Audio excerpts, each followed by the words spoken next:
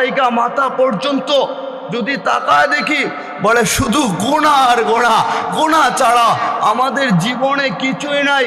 কেননা আমরা সবাই জানি যে আপনি আমি কেমন, প্রত্যেকে জানে তার পা থেকে মাথা পর্যন্ত কি পরিমাণে গোনা, পায়ের গোনা, হাতের গোনা, চোখের গোনা, কানের গোনা।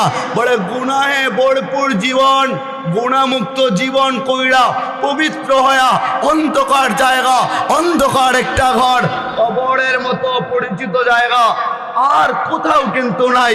ওই অপরিচিত জায়গায় যাওয়ার আগে আগে যদি পবিত্র হয়া তারপরে অপরিচিত জায়গায় যাইতে পারেন, কসম খুদার করে বলি, আল্লাহর ওলি হইয়া কবরে যাইবেন, ওই কবরে যাইতে দেরি হবে, কবর আওয়াজ করে বলবে সেলুট তোমাকে, তুমি আসতে দেরি, আমার বুকটা আল্লাহ জান্নাতের বাগিচা বানাইতে দেরি করে নাই।